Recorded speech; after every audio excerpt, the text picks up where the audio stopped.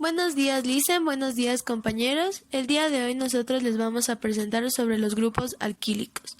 Los integrantes del grupo son Darla Panchi y mi persona, Cindy Gutiérrez. ¿Qué son los grupos alquílicos? Los grupos alquílicos son estructuras que se obtienen a partir de alcanos simples, lineales o ramificados.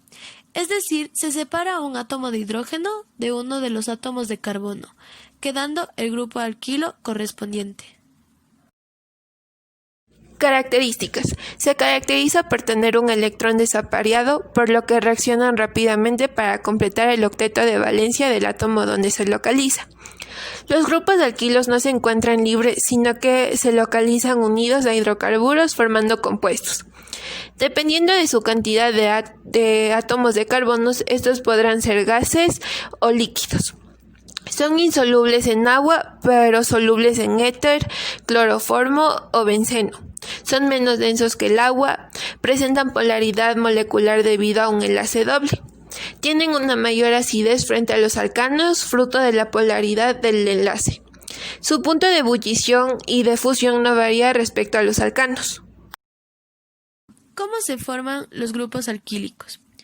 Se forman al quitar un hidrógeno de la fórmula de los alcanos.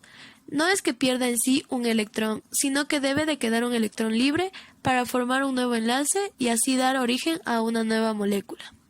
Al eliminar un hidrógeno de un alcano se obtiene un sustituyente alquilo o grupo alquil. Nomenclatura. La nomenclatura de los radicales alquilos es la misma para los grupos alquilos. Se cambia la terminación ano del nombre del alcano por la terminación il o hilo. Si el radical se encuentra en un extremo, se le añade la denominación sec, y si el radical se encuentra en un carbono terciario, se le añade la denominación ter. Ejemplo, el metano, para que se convierta en un grupo alquílico, se le tiene que cambiar la terminación ano y por il, creándose el metil. Radicales especiales.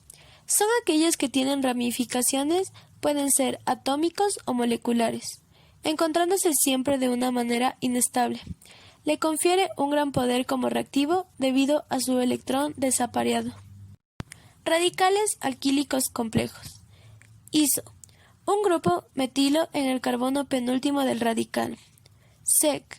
Un grupo metilo sobre el carbono de valencia libre del radical. Terc. Dos grupos metilos sobre el carbono de valencia libre del radical. Neo. Dos grupos metilos sobre el carbono 2 de radical. ¿Cómo se realiza? Primero se va a escoger la cadena carbonada más larga como tronco. Esta cadena no es necesariamente la que surge a primera vista. Luego se va a enumerar los átomos de carbono de tal manera que los radicales queden con la menor enumeración posible. Luego se van a distinguir los diversos radicales y sus nombres sin la terminación O. Después se va a asociar cada radical con un número y se empieza escribiendo en orden alfabético de los radicales. Si existe más de un mismo tipo, se colocan sus enumeraciones más el prefijo numérico correspondiente, di, tri, tetra, penta, etc. Los números se separan entre sí por comas, mientras que los números se separan de las letras por guiones. Finalmente se va a escribir el nombre de la cadena carbonada principal sin espacio de separación del nombre último radical. Ejemplos.